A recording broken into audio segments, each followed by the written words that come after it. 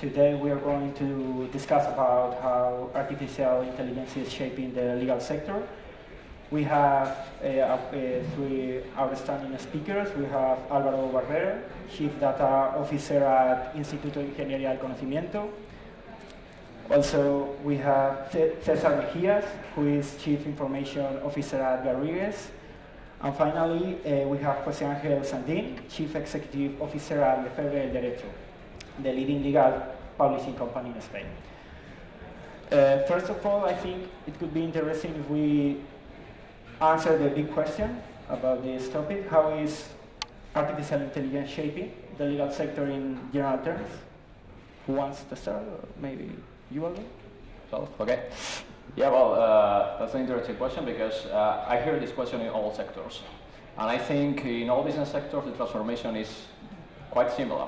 It's like these artificial intelligence tools, what they are doing is changing the way we do our jobs. They are mainly automating those tasks that are, let's say, low-level tasks. Like in the legal sector, it will be like checking compliance processes and this kind of stuff that is done mostly in a manual way.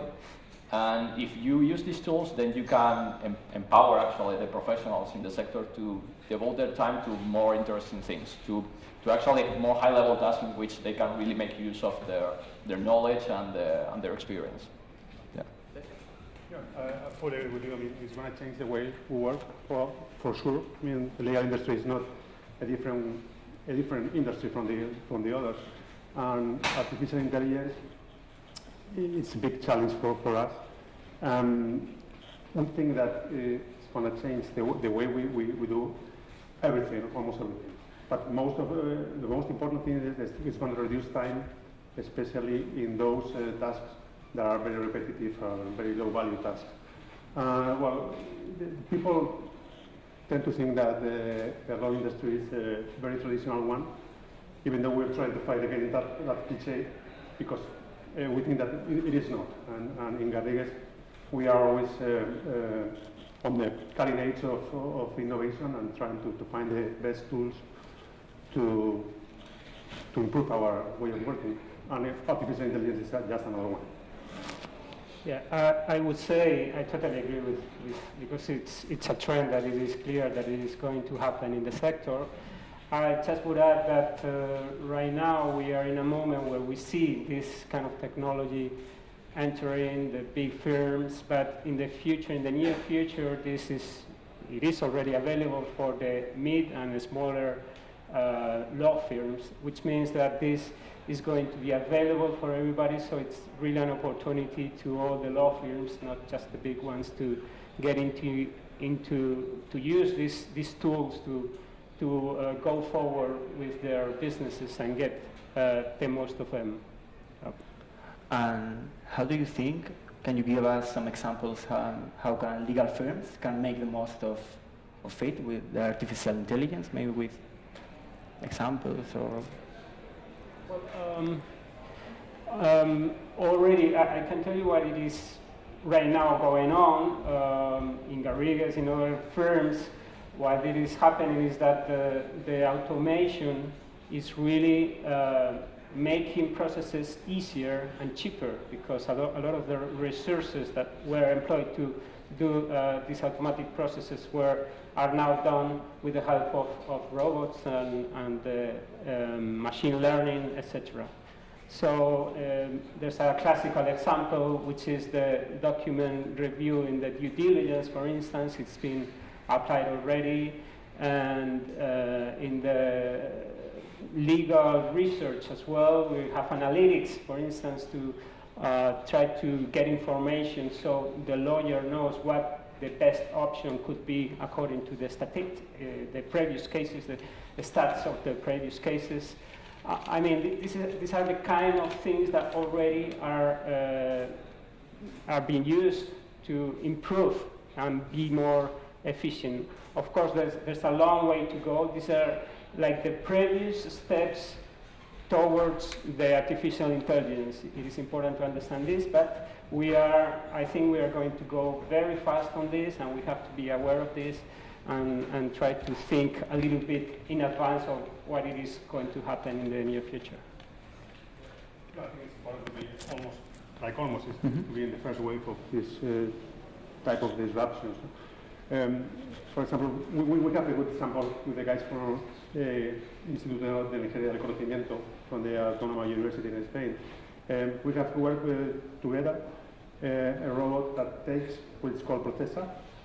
Really interesting thing because it takes all the information that we receive from the code, and I'm talking about papers, I'm talking about video files, I'm talking about audio files, and we put all these together, put it into the machine, this robot that you mentioned before when we were talking, and convert all this information into something that is searchable and indexable, which you can imagine that it simplifies a lot the work that our lawyers do. Because when they try to find something that a person in the court has said, it's quite easy. This is the type of task that Jose was mentioning before that allow us to provide more value to our clients and to reduce the time we spend in doing, let's say, less value things. Yeah, exactly. Yeah, exactly. The example that was just mentioned is very interesting in the way that it's doing exactly what I mentioned before. It's like it's removing the need for doing these mechanical low-level value tasks. And I also think that it's interesting to point that nowadays these techniques are possible because of the huge development that has taken place in the last years in the field of natural language processing. Because this is a little bit different from looking for something in Google. When you look on something on the internet, it's like you are looking into a digital world, a natively digital world. But here it's different. We have papers, we have audio transcription, so that's something that you have to translate, let's say, to digital searchable stuff. So natural language processing is what makes this possible.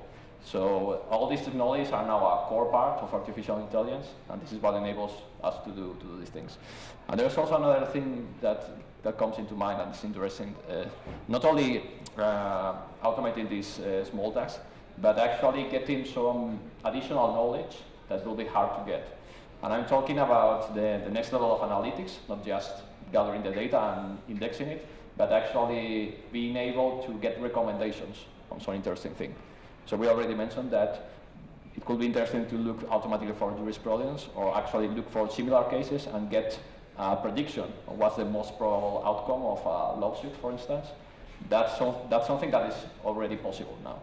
So if you have enough data, you can crunch it through the artificial intelligence algorithm, and it will give you a recommendation that actually makes the lawyer get better informed decisions. Okay. Yeah. All of this in Spanish, which is the main difference. Okay. Other kind of artificial intelligence tools that we have, because there are a lot of things in English, but in Spanish the market is really, really small, and we are very proud of it, because we think we have the first robot, the first Spanish robot doing this type of things. This is important, yeah. Said, you talk about works that can be done by a lawyer, so I would like to know how artificial intelligence is going to affect employment in the legal sector, because some voices say, okay, they are going to disappear some jobs, it's going to affect in a bad way. So I don't know, what do you think about it? Maybe. Jose Angel? Yeah, well, I don't see this as losing jobs, but maybe it's more like transforming the jobs. I think the lawyer has to be ready to use this technology and use his capabilities to give a better service to the customer, maybe broaden the kind of services that he's given, and this always leveraging on technology. And this is something that has to be understood.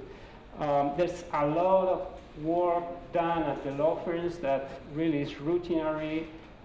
This doesn't give really value to the well, it gives value, of course, but what more in a different way. What it is more appreciated by the customer is no doubt giving the right advice to them and understanding very well how the customer is. I think is the key point to this transformation, the way he has to refocus into the customer and give him more service. Of course, with the technology, he will be able also to expand the volume of his business and therefore he will be more profitable, and this is something that it would be good for the lawyer as well.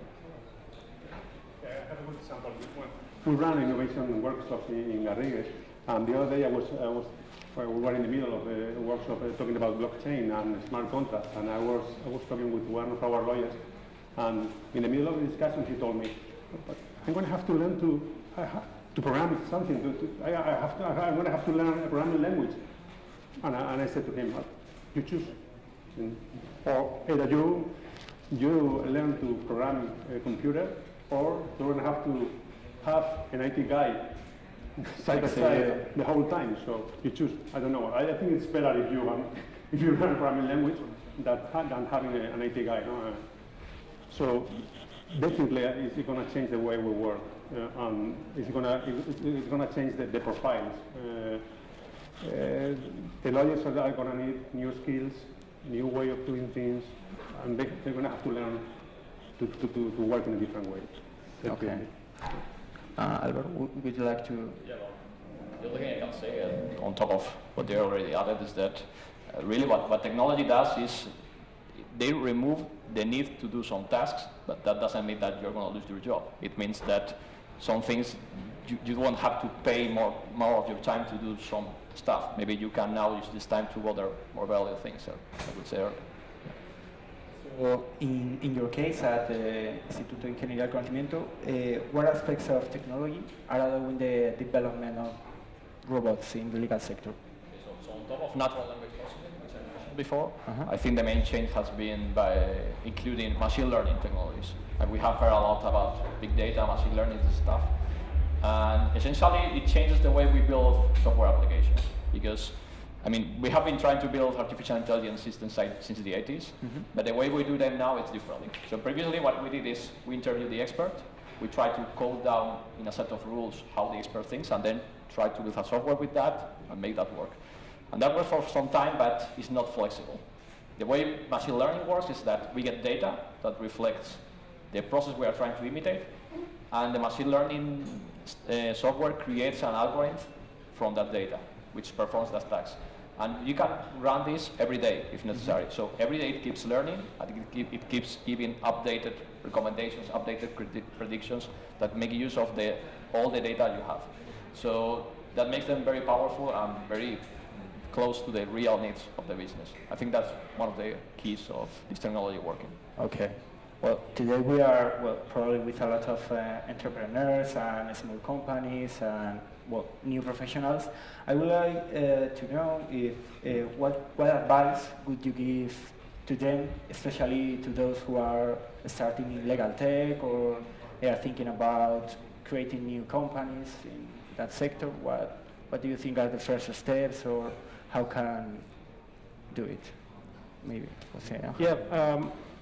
Well, I rather have a vision, a real pragmatical vision, which is if we concentrate the efforts only in giving technology to the very high end of the market, there's a market there, of course, but the very interesting thing is that we think the legal startups, the legal tech start thinking about the mid and lower range kind of customer, which is a mass market really all over the world, with technologies that can be applied in different countries. So if we keep in mind this perspective, trying to design products that are feasible for these kind of customers, that I think there's a big opportunity there to boom with a nice legal tech solution.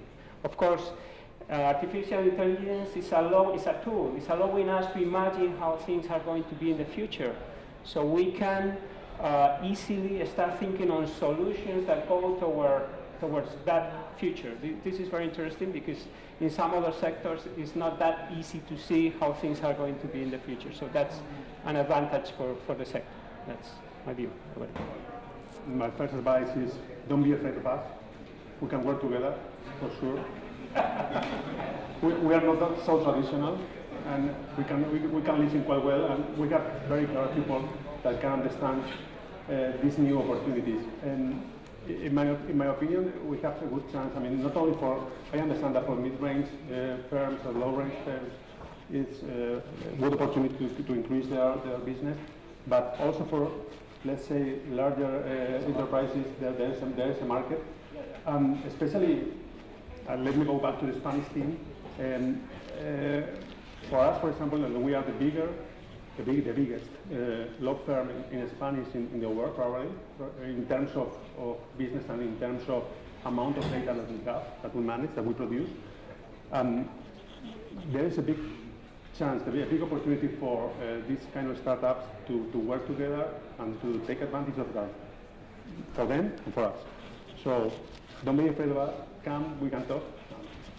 Let's work. Yeah. What I think is that we can learn a lot from what happened in the fintech sector, right? So there you have very large institutions, and then you have very small startups that focus on very specific services and try to give you these services through a very convenient way, like a smartphone app, and they do it very, very fast. And this way they are giving a solution to a new kind of customers, I think. Because if you ask, well, everybody talks about millennials and these people nowadays, but if you ask a teenager right now what he thinks about going to a bank, opening an account, asking for a credit, and that this might take several days and you have to bring physical paper documents, they will say, no way, I want to do it with my iPhone. Yeah. So there is a lot of opportunity there. And there are already some startups that actually provide some services. So I think that's an interesting place to go. Okay, so we are running out of time, but we have time for one more question. So you said, I think it was CESAR, who said that lawyers have to learn computing skills in the future just to be competitive, to stay, well, do not depend on another people to work. So what would you recommend to the young lawyers who are going to enter in the labor market in the future?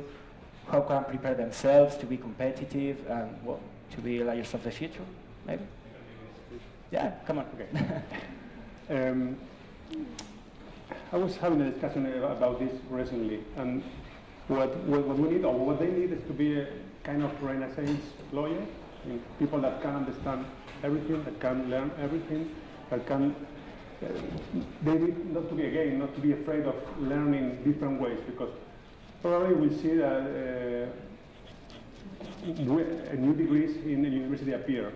I was reading an article the other day saying that most of the people that is, let's say, in school right now will attend at university degrees that doesn't exist right now, because the jobs are changing, and lawyers are not an exception. They're going to have to be, let me repeat it again, Renaissance lawyers.